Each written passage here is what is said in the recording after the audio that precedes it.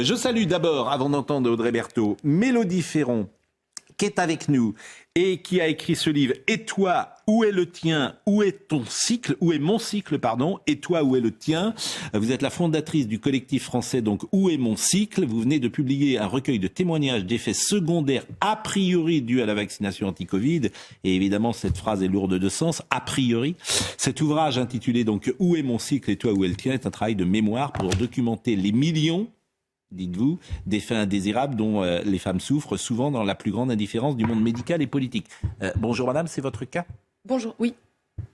Et vous nous en parlerez tout à l'heure. Audrey Berthaud, le rappel des principales informations.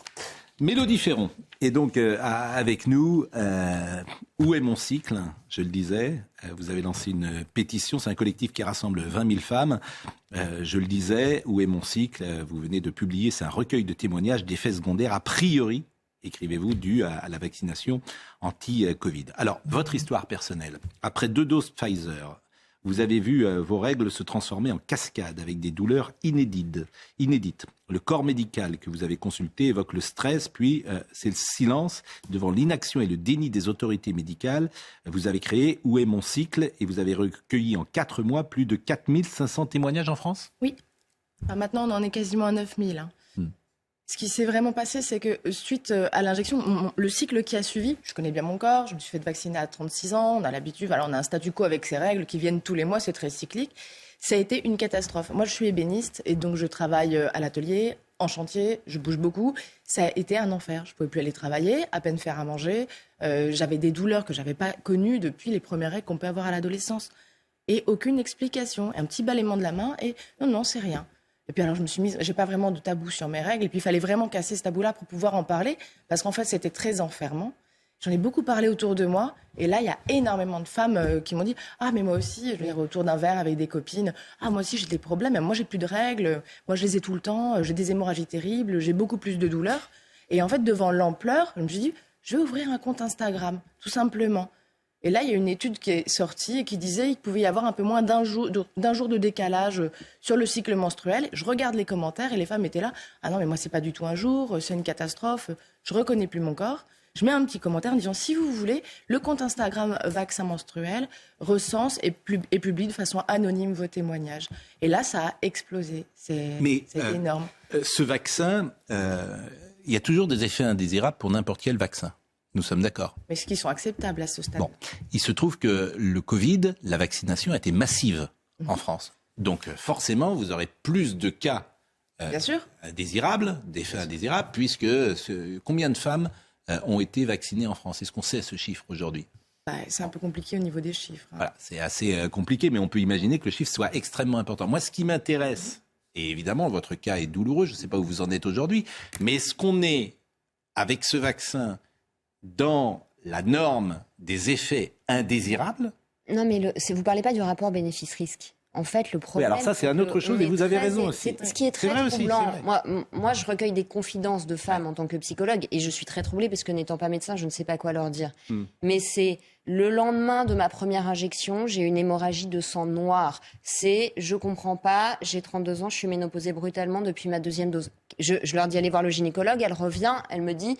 Non, mais il m'a dit que c'était du stress, et puis il m'a dit que j'étais hystérique, et puis il m'a dit que c'était peut-être ça, et puis... Le gynécologue, il dit pas qu'une femme est hystérique. Ah bon ? Mais en revanche, il est 9h50. Vous n'êtes pas au courant des violences gynécologiques. Il est 9h53. On marque une pause, c'est un sujet passionnant. On marque une pause. Oui, c'est troublant, mais c'est pour ça qu'on en parle régulièrement.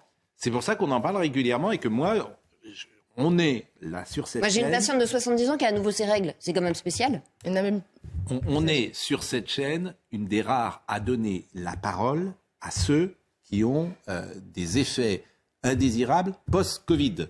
Mais en même temps, nous faisons notre travail de journaliste et de questions que nous devons faire. La pause, à tout de suite. Bon, nous sommes donc avec Mélodie Ferron et c'est un sujet très grave.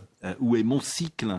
Je le rappelle, c'est le livre que vous venez de publier. Mais est-ce qu'on sait le pourcentage, si j'ose dire, sur le nombre de femmes qui ont reçu la vaccination, le nombre de cas indésirables et surtout, aujourd'hui, dans quel état vous êtes ? Ça perdure ou tout est entré dans l'ordre ?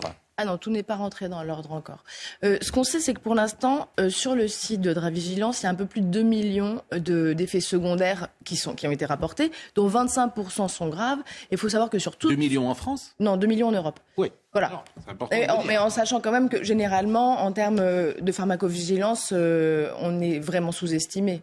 Souvent, on dit, parfois, c'était la Lazarus qu'il fallait augmenter par 10. C'est tellement l'enfer de faire remonter. Il faut 3 quarts d'heure pour faire remonter. Il faut de la paperasse administrative. Donc, j'ai beaucoup de médecins qui me disent, écoute, moi, j'en ai marre, je fais pas remonter. Puis, en plus, ils disent, ça sert à rien. Voilà. Et il y a à peu près 70% à 72% qui concernent que les femmes au niveau des effets secondaires.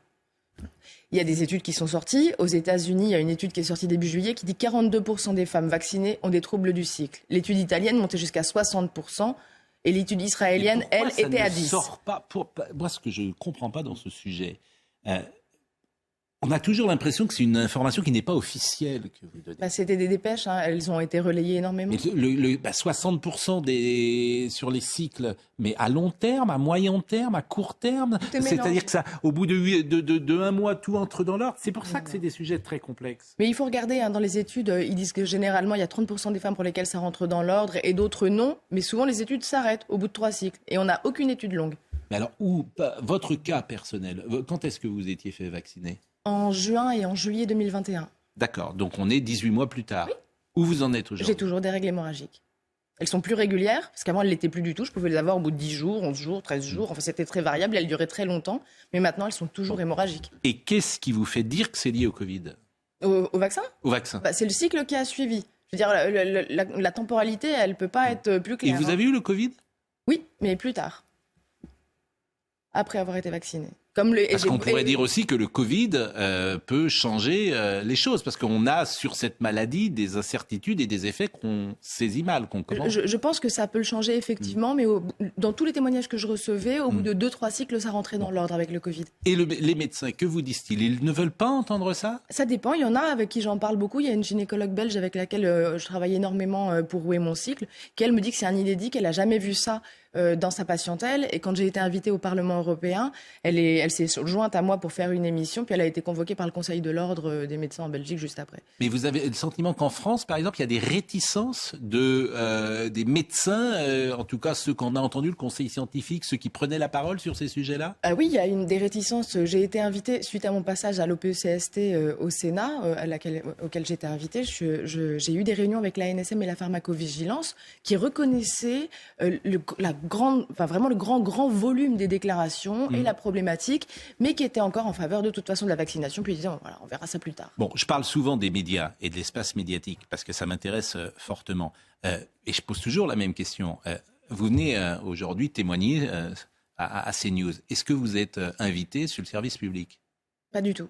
C'est ça qui est quand même absolument incroyable. Moi, je vous assure, quand je dis l'idéologie dicte les choix éditoriaux, c'est-à-dire que personne à France Inter, sur France Télévisions, il y a beaucoup d'émissions, on ne veut pas vous inviter. C'est ça que je trouve sidérant dans ce pays. Je ne peux pas vous dire autre chose. En permanence, c'est la question. Je termine les interviews souvent en disant, est-ce qu'on vous invite ailleurs que sur CNews ? Non, mais c'est le même problème que les soignants suspendus. C'est-à-dire qu'il y a des pays où on a réintégré les soignants, il y a des pays où on vaccine les femmes enceintes, et en France, on est toujours dans la doxa. Mais pourquoi est-ce que madame ne va pas témoigner sur France Inter ? Pourquoi les journalistes considèrent qu'elle ne doit pas témoigner ? Si vous sortez de la doxa, vous êtes taxé de conspirationniste, alors que vous avez juste plus de sexualité et plus de vie parce que vous saignez tout le temps. Et on parlait tout à l'heure parce que vous saignez plus et que vous êtes ménopausé à 17 ans aussi. Et on parlait tout à l'heure évidemment de quotidien.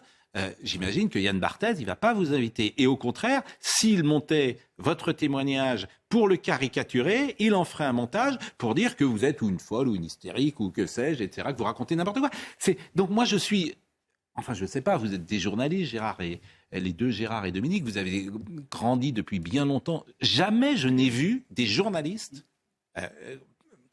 prendre fait et cause pour des doxas qu'ils imposent au reste de la population. Il me semble que c'est jamais arrivé dans l'histoire de ces 50 dernières années, comme sur le Covid, sur l'électricité, en fait sur tous les sujets. Il y a une parole officielle. La presse, les médias sont de plus en plus les rédactions, pas forcément le média, mais la rédaction, de plus en plus idéologisées. Les journalistes ayant donc des opinions. Oui, mais là, elle est où l'idéologie ? Ça crée les tabous. Mais elle est où l'idéologie, là? Elle est où l'idéologie sur le vaccin? C'est quoi l'idéologie? C'est quoi l'idéologie sur le vaccin? L'idéologie sur le vaccin, c'est de dire que c'est l'alpha et l'oméga de la solution, quoi. C'est-à-dire qu'il faut passer par là. Il n'y a pas d'autre solution que de passer par là. C'est la doxa, ça, c'est clair. Mais ce qui est très grave avec ce silence, en fait, c'est qu'il y a beaucoup de femmes qui souffrent, on ne veut pas en parler et elles ne sont pas soignées. Moi, j'ai reçu le témoignage d'une dame de 92 ans qui était toute seule chez elle. Et elle me dit, je ne comprends pas, je saigne. Ma petite fille m'a montré votre compte Instagram. Depuis le vaccin, je saigne. Oui. C'est quand même pas normal. Et ça fait que les femmes, elles sont isolées, qu'elles sont seules et qu'elles ont très très peur. Bon, le nombre de femmes en France qui souffrent, vous m'avez donné le chiffre, vous dites... Non, je ne sais pas combien il y a de femmes en France. Parce que ça, c'est essentiel quand même, ça. Oui, mais ça, on ne l'a pas, parce que si et les médias n'en parlent pas, et les médecins ne veulent pas le reconnaître, les femmes, elles ne savent pas à quoi c'est dû. Bon, vous avez eu combien de témoignages? J'en ai quasiment 9000, en étant extrêmement censurée.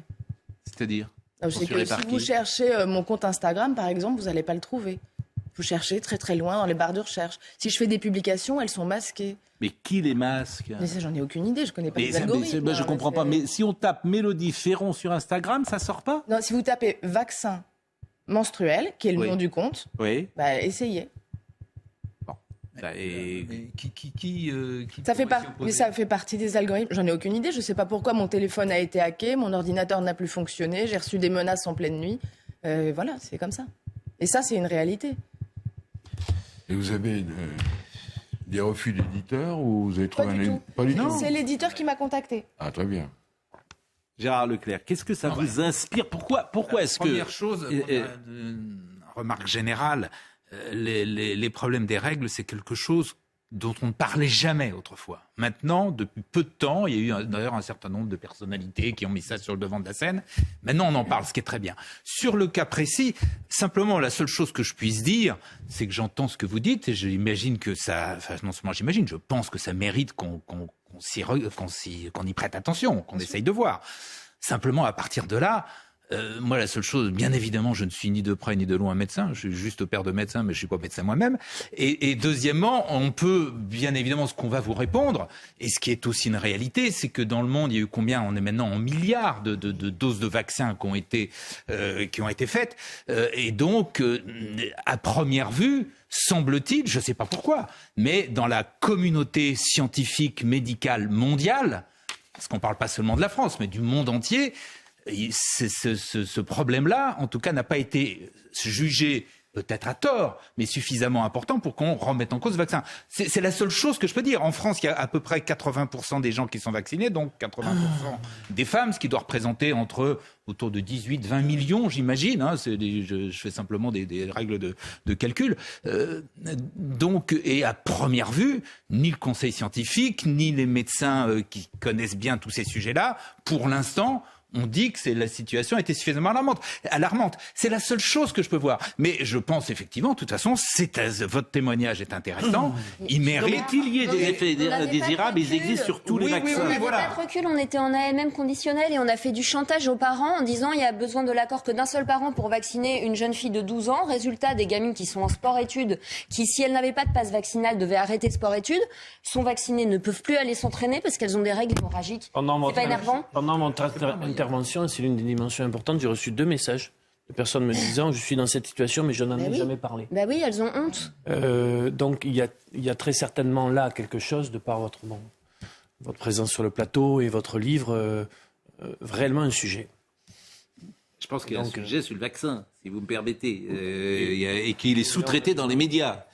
Bien sûr qu'il y a un sujet sur et en tout cas, là, vaccin. Précisément. Les effets gynécologiques.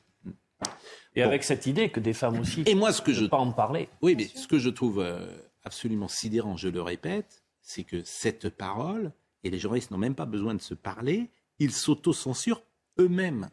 C'est ça que je trouve, et par un biais idéologique, c'est quasiment être d'extrême droite que de publier votre livre. Oui, je sais, on me l'a dit. C'est ça qui est sidérant dans ce pays, quoi. Ouais. C'est-à-dire que c'est ça qui est absolument incroyable. Le problème existe dans tous les pays, si j'ai bien compris. Donc oui, c'est sauf qu'il y a des pays à la France. Ouais. Le collectif, moi, je ne sais pas, j'ai du mal à dire de mes confrères. Des enfants, il y a des pays qui ont arrêté la vaccination des femmes enceintes. Donc il y a des pays qui sont pragmatiques, qui disent on n'a pas de recul, une fois qu'on a des données, on ajuste. Un vaccin, c'est un calcul de bénéfice-risque. C'est-à-dire, bien évidemment, que le vaccin, il y a auprès d'un certain nombre de personnes. Je suis heureux de vous l'entendre dire.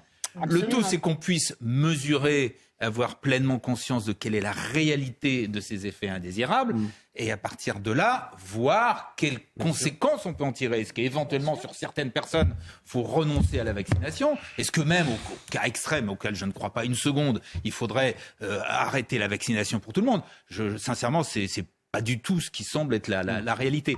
Mais voilà. Mais au-delà de ça, c'est difficile de... Voilà ce qu'on pouvait dire. En tout cas, je vous remercie évidemment de votre témoignage. Et moi, je suis sensible évidemment à tous ces témoignages qui viennent sur notre plateau et à qui je donne simplement la parole. Et pour le reste, je n'ai pas l'expertise, mais j'entends ce que vous dites. Adrien.